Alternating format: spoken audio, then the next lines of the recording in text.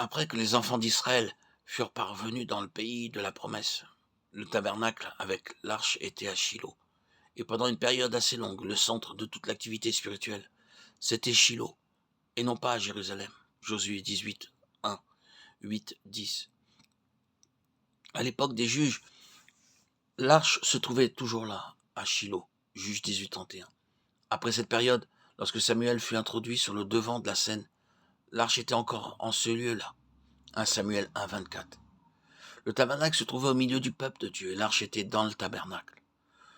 Tout dans le tabernacle dépendait de l'arche. C'était le centre et le cœur du tabernacle. La seule chose qui se trouvait dans le lieu très saint, l'autel, le chandelier, était précieux, mais il représentait seulement l'œuvre du Seigneur Jésus, tandis que l'arche typifiait sa personne. Sans cela, il ne peut y avoir de témoignage. Le Seigneur lui-même est notre témoignage. C'est lorsque Samuel est entré en scène que l'arche a été séparée du tabernacle. Et quand l'arche partait, alors la gloire partait aussi. Le tabernacle ne devait sa raison d'être en tant que témoignage de Dieu que lorsque l'arche demeurait dans le lieu très saint. Comment l'arche a-t-elle été séparée du tabernacle? À l'époque des juges, Israël a péché contre Dieu.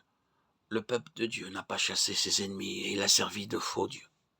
Chacun faisait ce qui lui semblait bon. Cette déclaration de la parole de Dieu résume la situation au cours de cette période. À la fin de la période des juges, Élie était souverain sacrificateur à Shilo. C'était un homme qui avait une certaine foi, mais pas beaucoup de vie. Un type de l'orthodoxie morte.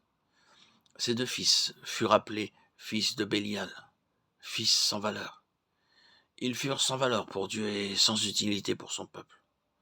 Non seulement ils commettaient l'iniquité dans leur service, mais ils péchaient d'une manière déshonorante. À cause de cela, le peuple était très loin du dessein de Dieu.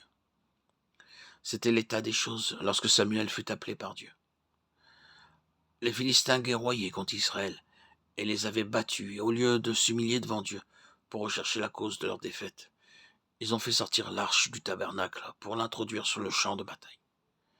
Ils espéraient en faisant cela pouvoir vaincre leur ennemi. À leurs yeux, l'arche de Dieu était l'arche de l'alliance, et ils s'imaginaient que Dieu respecterait son alliance en les protégeant de leurs ennemis, quelle que puisse être leur conduite à l'égard de son alliance.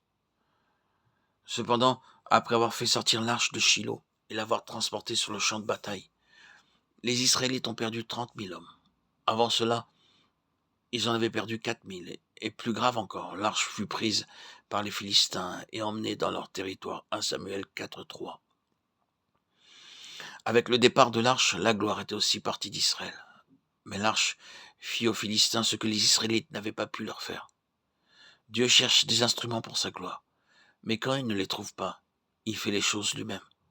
Quand les enfants de Dieu se détournent de lui en ayant un cœur partagé et des dieux étrangers, quelque part alors Dieu permet la défaite et laisse son peuple entre les mains de l'ennemi. Nous pensons alors que Dieu, à cause de sa gloire, doit intervenir pour les délivrer, mais Dieu n'a pas besoin de clamer sa sainteté ou de manifester sa gloire devant les hommes.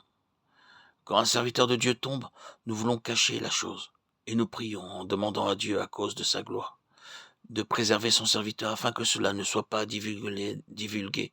De toute façon, c'est une défaite, même si elle est tenue secrète. Cependant, la façon d'agir de Dieu est tout à fait différente.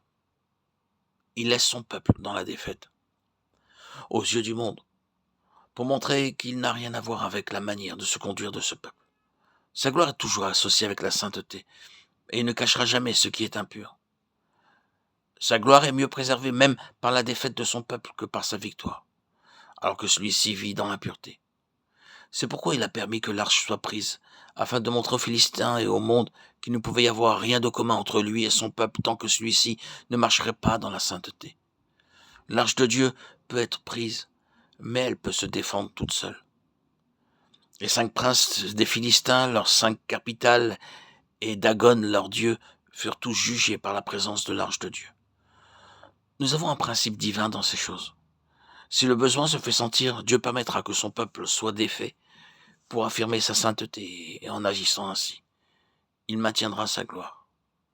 L'arche de Dieu, c'est le témoignage, et c'est tout d'abord le témoignage de sa propre nature.